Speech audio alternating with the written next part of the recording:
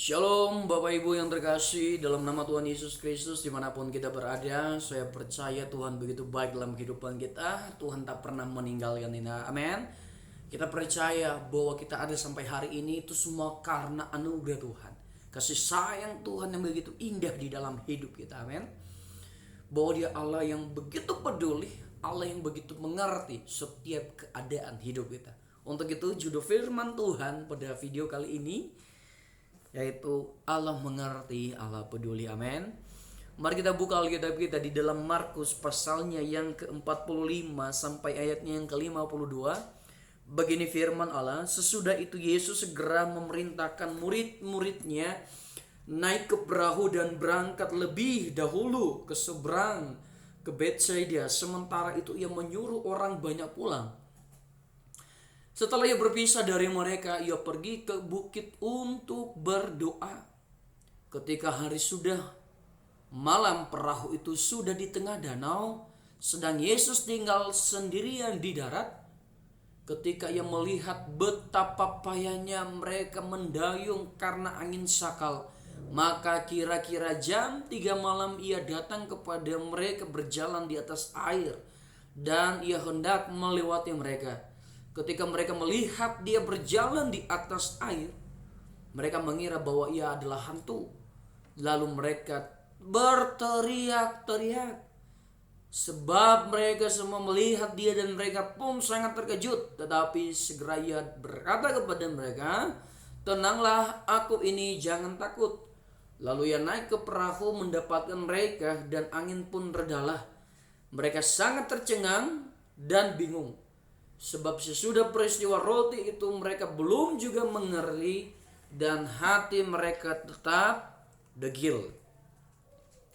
Saudaraku yang terkasih, sebuah kisah di dalam Alkitab, firman Allah. Ketika Yesus setelah memberikan roti kepada 5.000 orang, setelah melakukan pelayanan itu, Yesus menyuruh murid-muridnya untuk menyeberang danau dan pergi ke sebuah kampung, yaitu kampung Betsaida, saudara. Tetapi anehnya, biasanya kemana murid-muridnya pergi, Yesus ada bersama mereka. Tetapi pada kali itu, Yesus hanya menyuruh murid-muridnya sementara dia tinggal sendirian di darat. Dan firman Allah berkata, setelah ia berpisah dari mereka, ia pergi ke bukit untuk berdoa. Nah, saudaraku yang terkasih, apakah Yesus tidak mengerti dan tidak peduli lagi kepada murid-muridnya ketika ia berpisah dari murid-muridnya? Saya rasa tidak. Pastinya Yesus mengerti dan Yesus peduli. Amin. Kita bisa melihat buktinya. Ketika hari sudah malam, perahu itu sudah di tengah danau, sedang Yesus tinggal sendirian di darat. Di ayat yang ke-48 kita bisa melihat kepedulian Allah dan kepekaan Allah terhadap apa yang dihadapi oleh murid-muridnya. Allah mengerti apa yang dihadapi oleh murid-muridnya. Di ayat yang ke-48 di situ dijelaskan, ketika ia melihat betapa payahnya mereka mendayung karena angin sakal, maka kira-kira jam 3 malam ia datang kepada mereka berjalan di atas air, dan hendak ia melewati mereka. Saudaraku, ketika murid-muridnya berada dalam satu masalah, angin sakal menghadang mereka. Angin sakal ini datang dari depan. Jadi ketika murid-muridnya mendayung perahu, saudaraku, mereka tidak maju-maju. Mereka di situ saja, bahkan mundur, saudaraku. Dibuat mundur oleh angin sakal ini. Karena Allah mengerti, Allah peduli kepada murid-muridnya. Ia melihat kepada murid-murid. Alkitab tidak menjelaskan betapa jauh Yesus berpisah kepada murid-muridnya. Yesus di darat sementara mereka di tengah danau. Tetapi ia sanggup melihat ya apa yang dialami oleh murid-muridnya yang sedang mereka hadapi. Nah, makanya firman Allah menjelaskan ketika ia melihat betapa payahnya mereka mendayung karena angin sakal, maka kira-kira jam 3 malam ia datang kepada mereka. Amin. Ia menghampiri mereka. Dan bukan hanya datang saja, saudaraku, dan ia hendak melewati mereka. Pada waktu itu belum ada bot, ya, perahu bot yang pakai mesin. Dan Alkitab tidak menjelaskan Yesus naik perahu bot. Ya. Yesus mempunyai kendaraan, perahu atau apa untuk mendahului mereka. Tetapi firman Allah berkata, ia berjalan di atas air. Satu keajaiban yang sangat luar biasa. Kita memiliki Yesus. Dia bisa melawan gaya gravitasi bumi, ilmu fisika, ilmu biologi tidak masuk akal kalau mereka membahas hal ini. Kok bisa Yesus berjalan di atas air? Itulah keajaiban Tuhan. Amin. Dan bukan hanya yang mendekati mereka, datang kepada murid-muridnya, tetapi ia hendak melewati mereka. Ya. Hendak berdiri mungkin di depan perahu murid-muridnya pada waktu itu. Ya. Tapi saudaraku yang terkasih, satu pelajaran yang kita dapatkan di sini yaitu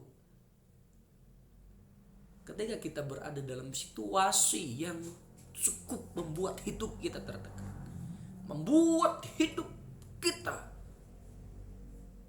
betapa payahnya kita menghadapi situasi keadaan di dunia ini. Mari kita buka pikiran kita. Kita harus mengerti bahwa Allah mengerti dan Allah peduli di dalam hidup kita. Amin.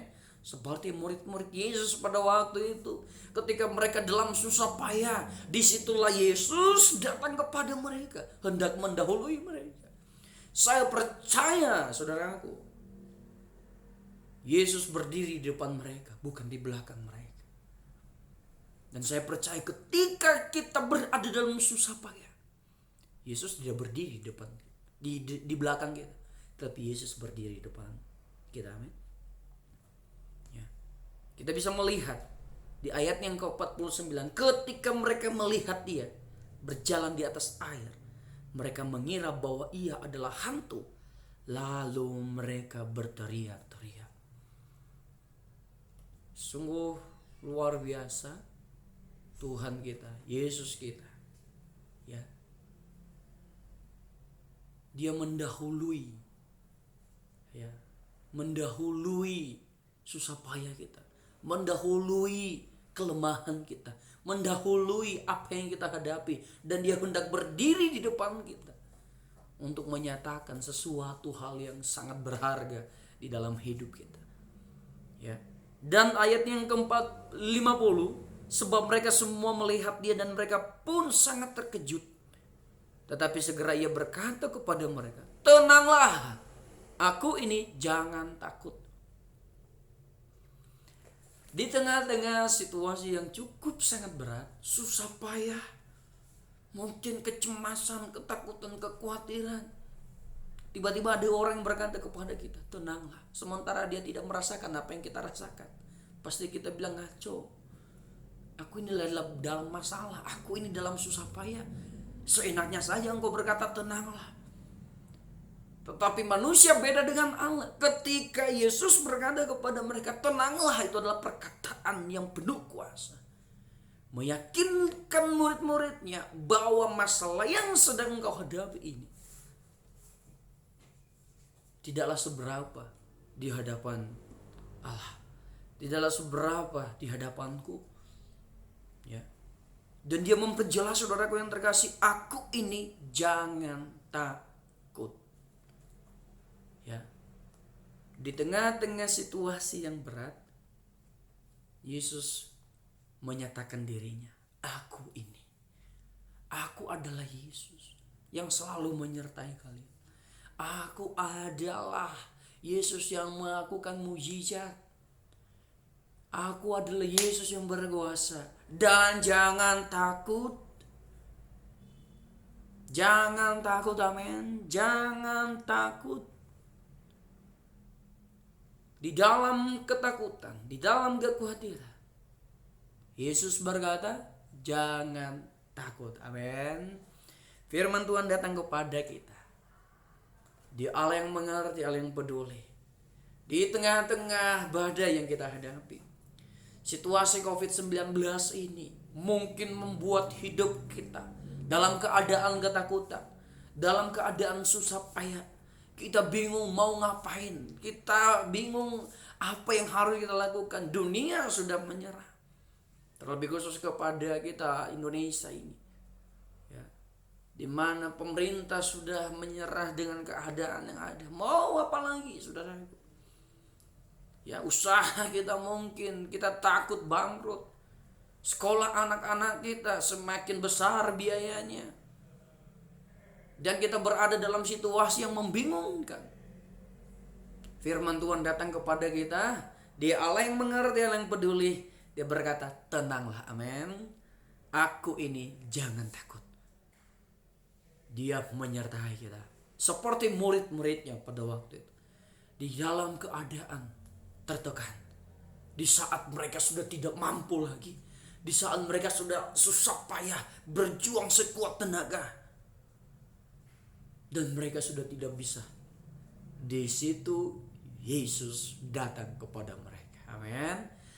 Di situ Yesus berkata, tenanglah. Di situ Yesus berkata, ini adalah aku. Di situ Yesus berkata, jangan takut.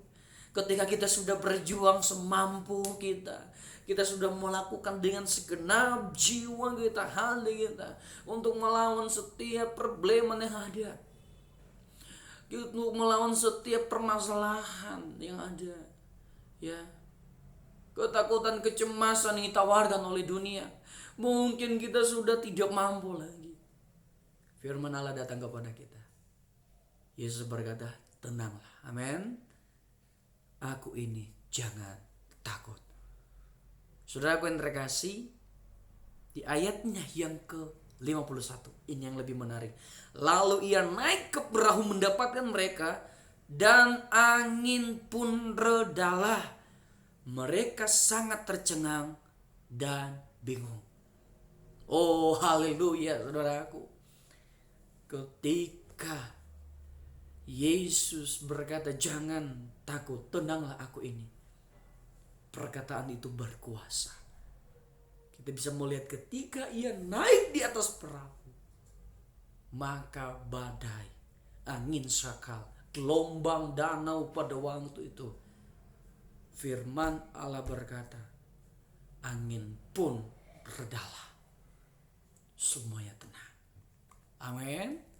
Bersama Yesus ada ketenangan. Bersama Yesus ada kedamaian. Bersama Yesus ada jaminan, ada pengharapan di dalam hidup kita. Amin. Jadi ketika kita menghadapi masalah, ketika kita menghadapi problema, kita tidak boleh putus asa. Kemanusiaan kita boleh putus asa, tetapi iman kita kepada Yesus jangan putus asa. Firman Tuhan membukakan pikiran kita bahwa ternyata Tuhan, ketika aku di dalam kelemahan, ketika aku di dalam kesusahan, Engkau datang menghampiri aku. Engkau datang kepadaku. Engkau peduli, Engkau mengerti semua yang kualami.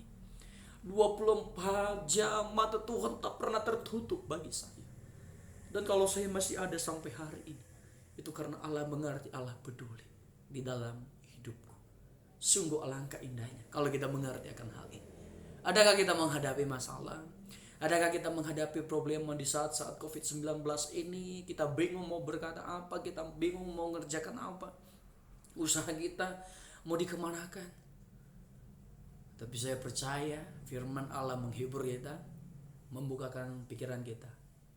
Dia Allah mengerti, Allah yang peduli bagi kita semua orang percaya yang mengasihi Dia. Tuhan Yesus memberkati kita dimanapun kita berada. Saya percaya firman Allah ini memberikan kekuatan yang baru di dalam kehidupan jemaat-jemaat Tuhan yang ada. Mari kita berdoa. Kami bersyukur buat firman Allah. Biarlah firman Allah yang kami dengarkan teramat-raikan dalam hidup kami, menjadi berkat bagi kami. Kami mengerti dan kami memahami sekarang ya Allah, bahwa Engkau Allah yang peduli, Allah yang mengerti di dalam hidup kami, keadaan situasi apapun yang kami hadapi. Engkaulah yang mengerti, Engkaulah yang peduli bagi kami. Waktu Tuhan yang terbaik dalam hidup kami. Kami percaya janji-Mu ya dan amin. Firman Allah yang telah kami dengarkan memberkati hidup kami. Di dalam nama Tuhan Yesus Kristus kami telah berdoa dan mengucap syukur. Haleluya.